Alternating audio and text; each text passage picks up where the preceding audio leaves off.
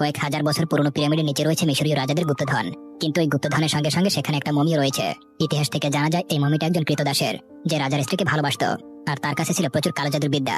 সেই কালো জাদুর মাধ্যমে মৃত মানুষকে জীবিত করতে পারত, কিন্তু রাজা তাকে জীবিত অবস্থায় মমি করে দিয়েছিল। এই গুপ্তধন যদি কেউ আনতে যেত, তার আর কখনো জীবিত অবস্থায় ফিরে আসতে পারতো না। কিন্তু এই তিনজন গুপ্তধন খুঁজতে গিয়ে মমিটাকে জীবিত করে ফেলে। এরপর শুরু হয়ে যায় মমির তাণ্ডব। সিনেমাটি শুরু হয় 3500 বছর আগের দৃশ্য দেখিয়ে। 1290 খ্রিস্টাব্দ। প্রথমে মিশরের একটি শহরের দৃশ্য দেখানো হয়, যার রাজার নাম ফেরাউন। রাজা ফেরাউনের এক প্রেমিকা ছিল, যার নাম আকসানামুন। রাজার প্রেমিকা আকসানামুনকে কেউ স্পর্শ করতে পারতো না, এবং রাজা তাকে ভালোবাসলো, আকসানামুন তাকে কখনোই ভালোবাসতো না। কিন্তু আকসানামুন একজন পুরোহিতকে ভালোবাসতো, যার নাম ইমোটপ। তার কাছে অনেক জাদু শক্তি ছিল।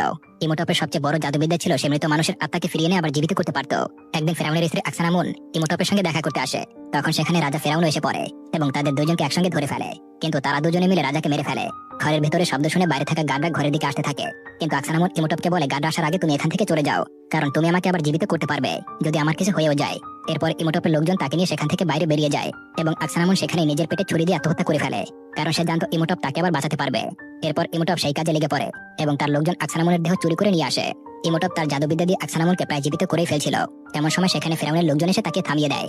এরপর ইমোটপকে নামের এক ভয়ঙ্কর সাজা দেওয়া হয়। তাকে জীবিত মমিতে পরিণত করে একটি কফিনে ভরে সেখানে কিছু বিশ্রী পোকা ছেড়ে দেওয়া হয়, সেগুলো যেন তাকে খেয়ে ফেলে। সেই কফিনটা আটকে একটা শক্তিশালী চাবি দিয়ে একেবারে বন্ধ করে দেওয়া হয়, যাতে কেউ কোনোদিন এই কফিন খুলতে না পারে। এর কারণ হলো, যদি ইমোটপ একবার এই শক্তিশালী চাবি খুলে বাইরে বের হয়ে আসে, তাহলে পুরো মানব জাতির উপরে সে ভয়ঙ্কর রোগের মতো ছড়িয়ে পড়বে। যত বছর তাকে এভাবে আটকে রাখা হবে, ততই তার শক্তি বাড়তে থাকবে, যাতে কেউ এটা খুঁজে না পায়। তাই সেই কফিনটি মিশরের একটি বড় মূর্তির নিচে দাফন করা হয়। এরপর শত শত বছর এভাবে পার হয়ে যায়। আস্তে আস্তে মূর্তিটি ছোট হতে থাকে, কারণ সেই জায়গাটি মাটির নিচে দাফন হয়ে যাচ্ছিল। এই জায়গাটির জন্য বিভিন্ন দেশের মানুষ প্রতিনিয়ত লড়াই করতে থাকে, কিন্তু তখন পর্যন্ত কেউ জানতো না এই হলো সেই জায়গা যার মাটির নিচে এখনো শয়তানি শক্তি শ্বাস ফেলে। একবার যুদ্ধের সময় সেখানে এক আমেরিকান এক ফরাসি সৈন্যকে দেখা যায়। সেই সৈন্যটিকে শত্রুরা চারপাশ দিয়ে ঘিরে ফেলেছিল।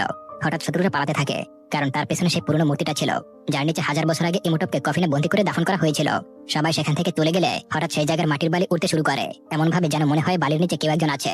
আর সেই মাটির বালির উপর একটি চেহারা সৃষ্টি হয়, যা দেখে সেই ফরাসি সৈনিকটা সেখান থেকে পালিয়ে যায়। এরপর সিনেমার দৃশ্য বদল হয় এবং আরেকটা জায়গাকে দেখানো হয়, যার নাম হামানাত্র। 3 বছর পর মিশরে একটি মেয়েকে দেখা যায়, যার নাম এভলিন। এই এভলিন হলো একজন প্রত্নতত্ত্ববিদ, এবং এখানে প্রত্নতত্ত্ববিদ বলতে বোঝানো হয়েছে যারা মিশরের ভাষা ও সংস্কৃতি নিয়ে পড়াশোনা করে। এই কারণে এভলিন মিশরের পুরনো ভাষা জানতো। এভলিনের এক বড় ভাই আছে। একদিন সে এভলিনের কাছে এসে একটা অদ্ভুত জিনিস দিয়ে বলে, আমি এটা মাটি খোঁড়ার সময় পেয়েছি। সেই জিনিসটার বোতাম টিপে এভলিন সেটা খুলে ফেলে, আর এটা সেই কফিনের চাবি, যেই কফিনে ইমোটপকে 1000 বছর ধরে আটকে রাখা হয়েছিল। আর সেই চাবিটার ভেতরে এভলিন একটি নকশা খুঁজে পায়, আর এটা হলো সেই হামানত্র শহরের নকশা। এটা দেখার পর এভলিন তার বাবার বন্ধুর কাছে যায়, কারণ তার কাছে একটি লাইব্রেরি আছে এবং তার সঙ্গে এভলিন কাজ করে। এভলিন চাবি থেকে পাওয়া নকশাটা তাকে দেখায়। তখন সে বলে, এগুলো মন গড়া কাহিনী। এমন কথা বলার কারণ হলো, এর আগে যারা সেখানে গিয়েছিল তারা আর কেউ কখনো ফিরে আসেনি। তাই সে চায় না এভলিন সেখানে যাক। কিন্তু এভলিন কোনো কথাই কানে নেয় না। সে যে কোনো মূল্যে সেখানে যেতে চায়, আর তার ভাইকে জিজ্ঞাসা করে কোথা থেকে ওই চাবিটা সে পেয়েছে। তার ভাই বলে, আমি এটা একজন লোকের কাছ থেকে চুরি করেছিলাম। লোকটি একজন আমেরিকান ছিল, এবং সেই লোকটি এখন জেলে আছে। সেই আমেরিকান লোকটির খোঁজে এভলিন ও তার ভাই সেই জেলে যায়। আর এই হলো সেই লোকটি যে 3 বছর আগে এই মূর্তিটির সামনে দাঁড়িয়েছিল। সেই লোকটির নাম হলো রেক। সে তাদেরকে দেখে বুঝে যায় তারা দুজনে কেন এখানে এসেছে। রেককে আজ ফাঁসি দেওয়া হবে। তাই বাঁচার জন্য সে তাদেরকে বলে, আমি যেখান থেকে এই চাবিটা পেয়েছি সেই জায়গাটা যদি তোমরা যেতে চাও, তাহলে আগে আমাকে এখান থেকে বের করতে হবে। এরপর রিকে ফাঁসি দেওয়ার জন্য সেখানে নিয়ে যাওয়া হয়। অন্যদিকে এভলিন সেখানকার জেলারের সঙ্গে কথা বলে রিকে ছাড়ানোর ব্যবস্থা করে, কিন্তু তারা রাজি হয় না। কোনো উপায় না পেয়ে এভলিন সেই জেলারকে জানায়, হোমানাত্র শহরের নিচে অনেকগুলো গুপ্তধন আছে, এবং সেটা কোথায় আছে তা রিক জানে। তুমি যদি তাকে ছেড়ে দাও, তাহলে সেই গুপ্তধনের 25% তোমাকে দেওয়া হবে। এই কথা শুনে সেই জেলার রিকে ছেড়ে দিতে রাজি হয়। এরপরে তারা সবাই মিশরের উদ্দেশ্যে রওনা হয় সেই গুপ্তধন খোঁজার জন্য। তারা মিশরে যাওয়ার জন্য জাহাজে উঠে পড়ে। সেখানে গিয়ে জানতে পারে সেখানে আরো আমেরিকান আছে, যারা সেই গুপ্তধন খোঁজার উদ্দেশ্যে যাচ্ছে। এরপরে জাহাজে বসে এভলিন বই পড়তে থাকে। তখন সেখানে রিক আসে। এভলিন বলে সে সবচেয়ে সেরা ইতিহাসের বই খুঁজছে, আর এতে মিশরের রাজকীয় খামেনদের গোপন জাদুকরী শক্তির কথা উল্লেখ আছে। আর ওই বইটা তার চাই। আর এই বইটা হামানত্র শহরের কোথাও না কোথাও দাফন করা আছে। তারা মিশরে পৌঁছে সেই জায়গায় যায়, এবং সেখানে গিয়ে রিক একটা মূর্তিকে দেখায়, আর বলে এই মূর্তির প্রায় অর্ধেক অংশ মাটির নিচে ডুবে আছে। সবাই তারপর মাটির নিচে সেই জায়গায় যায়। ভেতরে ঢুকে দেখে জায়গাটা অনেক অন্ধকার। তাই এভলিন সেখানে রাখা একটা আয়নার উপরে আলোর দিক ধরে, আর সঙ্গে সঙ্গে সেই আলো প্রতিফলিত হয়ে সেখানে রাখা অন্যান্য আয়নার উপরে গিয়ে পড়ে, যেন আলো এক জিগজ্যাগের মতো সব জায়গায় আলো পৌঁছে যায়। আর এটা অনেক পুরনো পদ্ধতি ছিল, যেটার মাধ্যমে তখনকার মানুষ ভেতরে আলো আনতো। এরপরে এভলিন সেই জায়গাটায় ওই বইটা খুঁজতে থাকে। অন্যদিকে সেখানে সেই লোকটিকে দেখা যায় যার ফাঁসির সাজা মাফ করানো হয়েছিল। সে ভেতরে চলে যায় সোনা খোঁজার জন্য, এবং ভেতরে গিয়ে দেয়ালে লাগানো পুরনো অনেক দামি পাথর দিয়ে সাজানো চিত্রকর্ম দেখতে পায়। আর সে সেই পাথর তুলে নিজের ব্যাগে রাখতে যাবে, এমন সময় সেটা নিচে পড়ে যায়, এবং সেই পাথর ভাঙতেই একটা পোকা বের হয়ে আসে। সেই পোকাটা সে লোকটার পায়ের ভেতরে ঢুকে যায় এবং সোজা চলতে শুরু করে। এতে লোকটি প্রচুর কষ্ট পাচ্ছিল এবং পাগলের মতো দৌড়াতে থাকে। আর এভাবে দৌড়াতে দৌড়াতে একটি পিলারের সঙ্গে ধাক্কা লাগে, এবং লোকটি সেখানেই মারা যায়। এভলিন, তার ভাই ও রিক এটা দেখে পুরোপুরি অবাক হয়ে যায় এবং ভাবে কেন সে এভাবে দৌড়াচ্ছিল। এরপরে রাত হয়ে যায়, তাই তারা সেখান থেকে বেরিয়ে উপরে উঠে আসে। আর সেখানে সোনা খুঁজতে আসা সেই লোকটিও চলে আসে, যাকে তারা জাহাজে দেখেছিল। আর তার এবং তাদের মধ্যে চুক্তি হয়, সোনা পেলে তাদের মধ্যে সমান ভাগে ভাগ করে নেওয়া হবে। কিছুক্ষণ পর সেখানে কিছু লোক চলে আসে এবং তাদের উপরে হামলা চালায়। যারা কালো কাপড় পরা ছিল তাদের দুই গ্রুপের মধ্যে লড়াই শুরু হয় এবং এই লোকজন হলো রাজা ফেরাউনের বংশধর, যারা এত বছর ধরে এই জায়গাটা সবার কাছ থেকে রক্ষা করে আসছে। আর এখনো তারা এটা রক্ষার জন্য কাজ করেই যাচ্ছে, কারণ সবাই জানে একবার যদি ইমোটপ এখান থেকে বের হয়ে যায় তাহলে সে পুরো মিশরকে ধ্বংস করে ফেলবে। ওই জায়গাটা রক্ষাকর্তাদের নেতার নাম হলো বে। সে ওখানে সোনা খুঁজতে আসা সবাইকে হুমকি দেয় আর বলে কালকের মধ্যে সবাই যেন এখান থেকে চলে যায়। এটা বলে সে ওখান থেকে চলে যায়, কিন্তু তার এসব কথা বলার পরেও সবাই ওখানেই থেকে যায়। সেখানে গিয়ে তারা সবাই আলাদা আলাদা হয়ে সোনা খুঁজতে থাকে। তারা সেখানে একটা বক্স খুঁজে পায়, আর সেই বক্সের উপর লেখা ছিল কেউ যদি মৃত লোককে জীবিত করে তার উপর একটি অভিশাপ লাগবে, আর এই বক্সটা খুলে সেখানে সব মানুষের রক্ত খেয়ে নেবে আর তাদের আলাদা আলাদা অঙ্গ চুরি করে নিয়ে নতুন একটা রূপ ধারণ করবে। সে তাদের এই দুনিয়ায় এনে পুরো মানুষের দুনিয়াটা দখল করে নেবে। সবাই এটাকে একটি অন্ধবিশ্বাস মনে করে বক্সটি খুলে ফেলে। খুলতে সেখানে তারা সেই জাদুকরি বইটি খুঁজে পায়, যেটা পরে 1000 বছর আগে ইমোটপ তার প্রেমিকাকে জীবিত করার চেষ্টা করছিল, কিন্তু একটি শক্তিশালী তালা থাকায় সেটাকে খুলতে পারছিল না। আর এটার চাবিটাই এভলিন পেয়েছিল। এপাশে এভলিন, তার ভাই এবং রিক দাঁড়িয়েছিল। এমন সময় হঠাৎ করে উপর থেকে সেই কফিনটি তাদের সামনে পড়ে, আর এটা সেই কফিন যার ভেতরে ইমোটপকে জীবিত অবস্থায় দাফন করা হয়েছিল। আর সেই কফিনটির চাবি এভলিনের ভাইয়ের কাছে থাকায় সেই কফিনটি খুলে ফেলে, যার ভেতর থেকে ইমোটপের পচে যাওয়া লাশ বের হয়। কিন্তু অবাক করা বিষয় হলো এত বছর পরেও দেহটি এখনো পচে যাচ্ছিল। এভলিন জীবনে অনেক মমি দেখলেও এমন মমি সে কখনোই দেখেনি। রাত হলে সবাই উপরে চলে আসে আর ঘুমিয়ে পড়ে। সেই সময় এভলিন সেই জাদুকরি বইটির কাছে যায়। বই নিয়ে এভলিন রিককে বলে, আমি যে বইটা খুঁজছি সেটা সোনার বই, কিন্তু এটা তো হলো কালো জাদুর বই। এরপরে এভলিনের কাছে থাকা সেই চাবিটা নিয়ে বইটি খুলে ফেলে আর সেই বই লেখা পড়তে শুরু করে, যাতে লেখা ছিল অনেক বছর আগে থেকে সে ঘুমিয়ে আছে, জেগে যাও জেগে যাও জেগে যাও। এই লাইনটি বলার সঙ্গে সঙ্গে ইমোটপের সেই মমিটি জেগে ওঠে, কারণ ইমোটপ আত্মার দুনিয়া থেকে চলে আসে। আর তার সঙ্গে সেখানে সেই অদ্ভুত পোকাগুলো তাদের উপরে হামলা করে। এই পোকার হাত থেকে পালাতে গিয়ে এভলিন, তার ভাই এবং রিক একে অপর থেকে আলাদা হয়ে যায়। আর এভলিন পালাতে গিয়ে একটা গোপন দরজার ভেতর দিয়ে নিচে পড়ে যায়, আর সেখানে সে ইমোটপের মমিটি জীবিত দেখতে পায়। আর তারা যে বক্সটি খুলেছিল সেটা ওই জায়গায় থাকে। আসলে বিষয়টা হলো যে বক্স খুলবে তাদের কিছু অঙ্গ নিয়ে সে নতুন করে রূপ নেবে। এই লেখা অনুযায়ী ইমোটপ ওই লোকটার চোখ তুলে নেয়।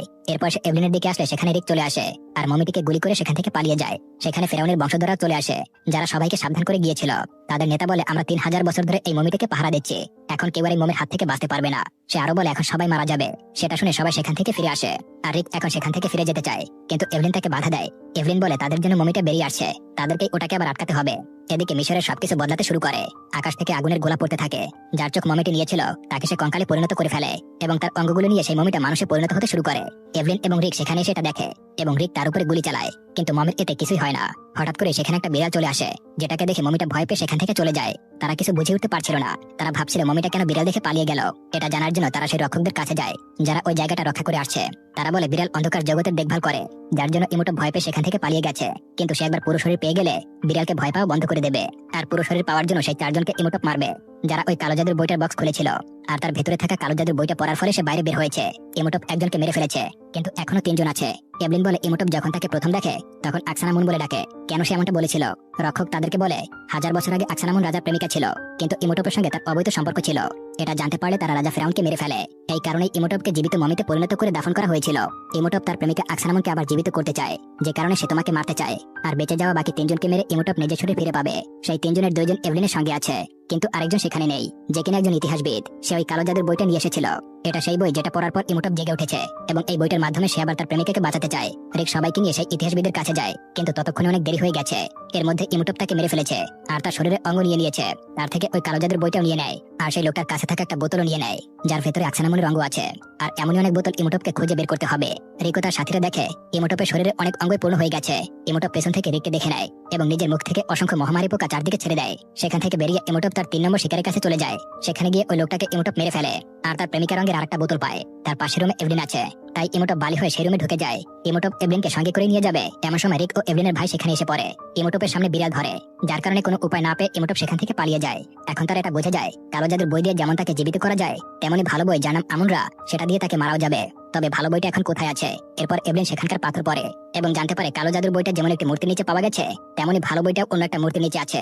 কিন্তু সেখানে যাওয়ার সময় দেখে ইমোটপ ফিরে এসেছে এবং মিশরের সবাই এখন তার গোলাম, কেউ তাকে হারাতে পারবে না। সব লোকজন এভলিনদেরকে ঘিরে নেয়, আর ইমোটপ সবার সামনে এসে এভলিনকে বলে, যদি তুমি আমার হাত ধরো তাহলে বাকিদেরকে ছেড়ে দেবো। এভলিন উপায় না পেয়ে রাজি হয়ে যায়, কিন্তু ইমোটপ কথা রাখে না। সে তার লোকদেরকে সবাইকে মেরে ফেলতে বলে। তবে কোন রকমের রিক সেখান থেকে পালিয়ে আবার সেই জায়গাটিতে চলে যায় বই খুঁজতে।